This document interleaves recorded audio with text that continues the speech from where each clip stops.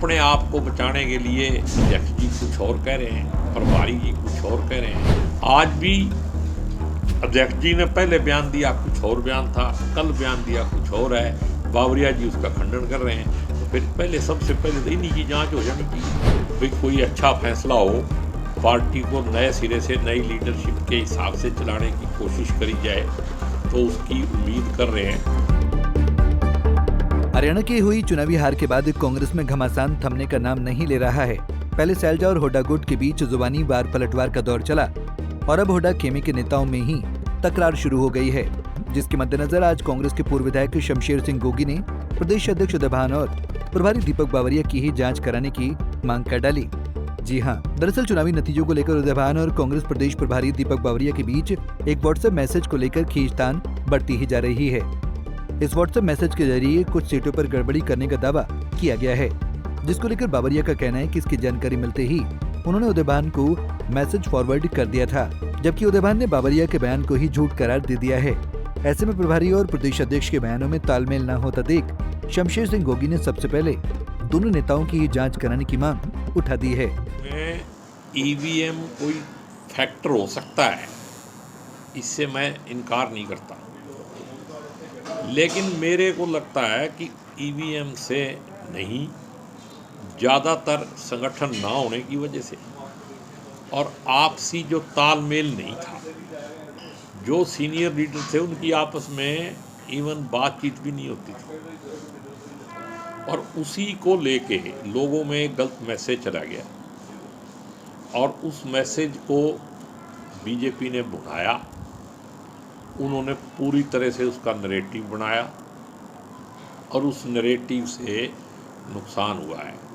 अब अपने आप को बचाने के लिए अध्यक्ष जी कुछ और कह रहे हैं, प्रभारी जी कुछ और कह रहे हैं, और मैं तो पहले बता चुका हूँ कि जब आप मैं बीच में रखोगे तो फिर पार्टी का नुकसान होगा ही होगा।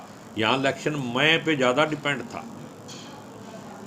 आज भी अध्यक्ष जी ने पहले बयान दिया कुछ और बयान था, कल बयान दिया कुछ और है, बावरिया जी उसका खंडन कर रहे हैं। तो फिर पहले सबसे पहले तो इन्हीं की जांच हो जानी चाहिए। पार्टी का इतना बड़ा नुकसान करने के बाद भी उनका बयान ही नहीं, तालमेल ही नहीं है। बाकी तो लीडरों को छोड़ो, जब इनका ही तालमेल नहीं है। और कांग्रेस कहाँ थी, इस बात की भी जांच होनी चाहिए कि कांग्रेस कहाँ थी इलेक्शन स्टेट के अंदर। शमशेर सिंह गोगी ने बिना नाम लिए होड्डा, उदय भान और दीपक बावरिया को चुनाव में हार का जिम्मेदार ठहराया और कहा कि ईवीएम में गड़बड़ी को नकारा नहीं जा सकता है, मगर जिन नेताओं के नेतृत्व में चुनाव लड़ा गया उन्हें हार की जिम्मेदारी भी लेनी चाहिए, जिससे वो भाग नहीं सकते हैं। इतना ही नहीं, गोगी ने इस मौके पर यह भी कहा कि कांग्रेस पार्टी चुनावी हार से निराश जरूर है, लेकिन हताश नहीं है। हमें उम्मीद है कि पार्टी हाईकमान बहुत जल्द नए सिरे से नई लीडरशिप में पार्टी चलाने का फैसला लेगा। निराश है, हताश नहीं है, लेकिन निराश है और दिल्ली की तरफ देख रहा है। भाई कोई अच्छा फैसला हो, पार्टी को नए सिरे से नई लीडरशिप के हिसाब से चलाने की कोशिश करी जाए, तो उसकी उम्मीद कर रहे हैं।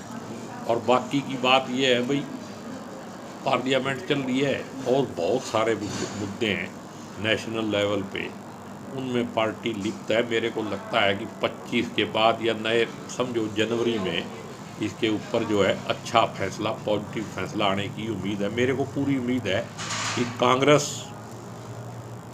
गिरी है, मरी नहीं है। होड्डा, उदय भान और बावरिया को निशाने पर लेने के बाद शमशेर सिंह गोगी ने कांग्रेस की फैक्ट फाइंडिंग कमेटी पर भी सवाल खड़े कर दिए। उन्होंने कहा कि चुनाव में कैसे और क्यों कांग्रेस की हार हुई इसकी जानकारी सबको है, लेकिन बावजूद इसके कमेटी के जरिए कसूरवार को बचाने का काम किया जा रहा है। और बाकी ये फैक्ट फाइंडिंग कमेटी ये सारा चला ही रहे हैं, वे क्या करेंगे ये।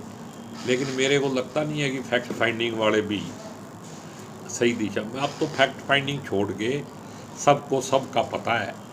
किसी को बचाने के लिए फैक्ट फाइंडिंग का सदुपयोग नहीं होना चाहिए, बल्कि आने वाले समय में कांग्रेस को कितना अच्छी तरह से मजबूती से आगे बढ़ाया जा सकता है, उस पर ज़्यादा ध्यान देना चाहिए। तो क्या कारण है सर, किसे बचाने की कोशिश कर रहे हैं? जो जिम्मेदार हैं और जो अपनी जिम्मेदारी नहीं ले रहे हैं, उन्हीं को बचाने की कोशिश हो रही होगी।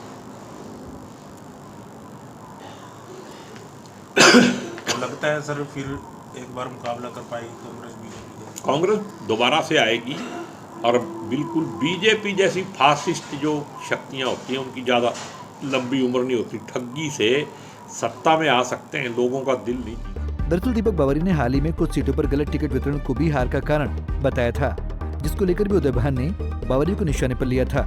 ऐसे में जहां चुनावी हार को लेकर हुड्डा खेमे में छिड़ी तकरार बढ़ती जा रही है, वहीं अब शमशेर गोगी जैसे सैलजा गुट के नेता भी मौके पर चौका लगा रहे हैं और हाईकमान पर दबाव बनाने में जुट गए हैं कि हरियाणा कांग्रेस में नई सिरे से नई लीडरशिप बनाई जाए। करनाल से bureau report, Punjab Kesari TV.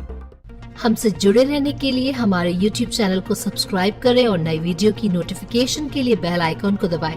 अगर आप ये वीडियो Facebook पर देख रहे हैं तो लाइक जरूर करें और ज्यादा से ज्यादा शेयर करें। धन्यवाद।